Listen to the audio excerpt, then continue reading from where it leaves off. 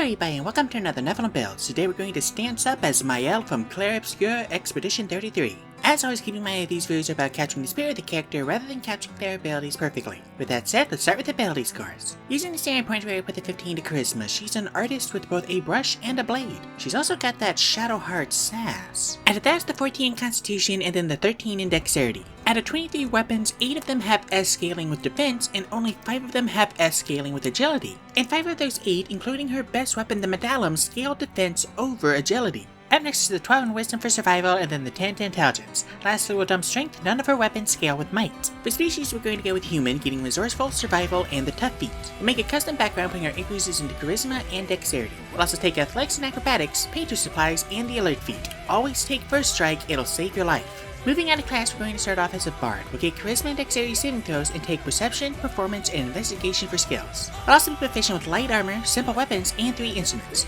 We'll take the dulcimer for a piano, Verso's instrument, the lyre for a harp found in Claire's room, and the zulkun for an accordion. Sure, you don't find any instruments in Alicia's room, but you do find all 3 of those, plus a guitar off to the side in the manor dining room. And since the guitar is Luna's instrument, I've decided that Alicia played the accordion. Lastly, at level 1 we'll get Bardic Inspiration and 2 cantrips taking Vicious Mockery for sass and Light for that light ball thing. We'll also get 4 spells taking Healing Word for a healing tint, Featherfall because what is fall damage, Disguise Self for outfits, and Thunder Wave for the overworld attack. We're now going to multiclass the fighter getting medium armor, shields, and all weapons. At level 1 we'll get second wind in our fighting style taking defense. We'll also get weapon mastery taking the rapier for effects to apply defenseless. At level 2 we'll get action surge and tactical mind.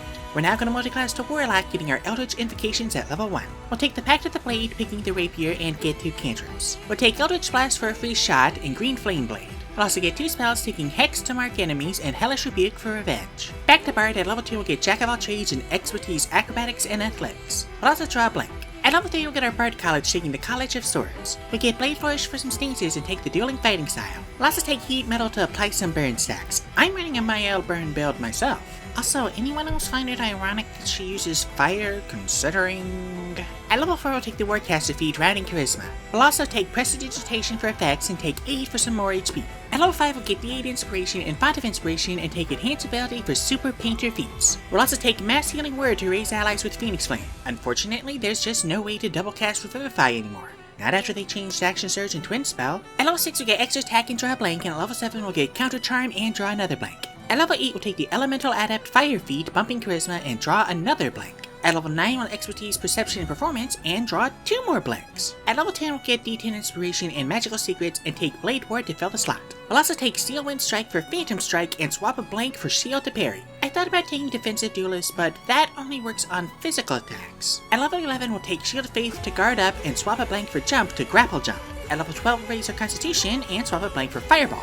This is Phoenix Flame again. Maelle weirdly doesn't have any other multi-target fire attacks. At level 13 we'll take Protection from Energy for Resistance Luminas, and swap a blank for Death Ward for Survivor. By the way, does anyone know where to find that one? At level 14 we'll get Master's Flourish and swap a blank for Elemental Bane for Degagement. At level 15 we'll get D12 Inspiration and take Harm for Stendhal. We'll also swap our last blank for Conjure Minor Elementals. Choose Lightning Damage for Gustav's Homage. And yes, Elemental Weapon exists, but the new Conjure Minor Elementals kind of makes the former useless once you have access to the second. At level 16 we'll take the Boon of Fortitude, capping Charisma.